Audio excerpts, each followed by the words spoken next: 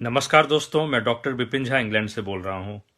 कल मुझे व्हाट्सएप पे एक मैसेज आया अमेरिका से कि कैसे भारत में सारे जो है फाइनेंशियल इंस्टीट्यूट्स, संवैधानिक संस्थाएं, विपक्ष सबको खत्म करने की साजिश की जा रही है ताकि नरेंद्र मोदी जी को भारत का सर्वे सर्वा बनाया जाए।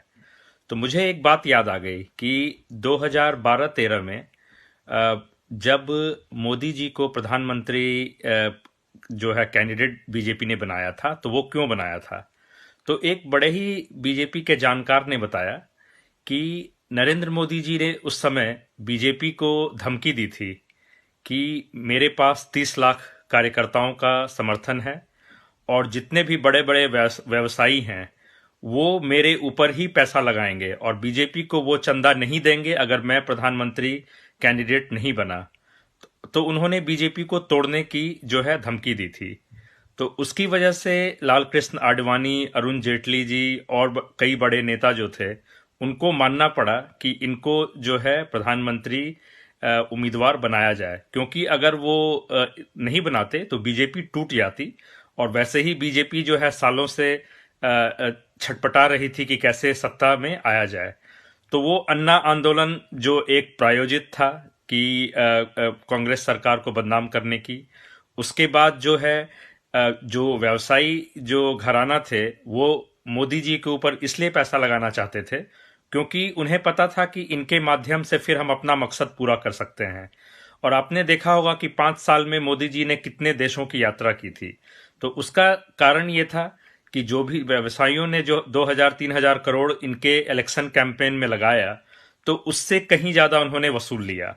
और आज जो देश में जो है एयर इंडिया को बेचा जा रहा है, जो एयरपोर्ट की नीलामी, रेलवे प्लेटफॉर्म की नीलामी और भी जितने एलआईसी हो गया उसका प्राइवेटाइजेशन, तो इन सब का मकसद यही है कि आम जनता को कमजोर किया जाए और एक व्यक्ति के हाथ में जो है पावर इतनी ज्यादा आ जाए जैसे कि रशिया और चाइना के प्रेसिडेंट के पास है।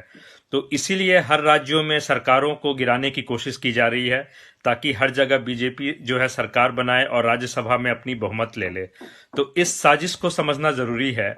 देश जो है आज एक बहुत बड़े मुसीबत में है और हम सबको खड़े होने की जरूरत है, क्योंकि गुलामी सिर्फ अंग्रेजों जो है और मुगलों की नहीं हुई थी। गुलामी कभी भी होती है जब आपकी आजादी छीन ली जाती है, और आज वही प्रयास चल रहा है, आपकी आजादी को छीनी जा रही है। तो आप जो है खड़े होइए। जो मजदूर थे, जो 4 करोड़ लोग पैदल चल पड़े थे, उनको इतना भी मतलब हिम्मत नहीं हुआ कि वो जाके अपने राज्य या जिला प्रशासन के पास जाके बोलते कि हमें घर पहुंचाओ। तो वो चुपचाप से जो है वो सह लिए। और ये जान लीजिए कि जो गुलाम होता है वो हमेशा जो सफर करता है वो कमजोर तबका करता है।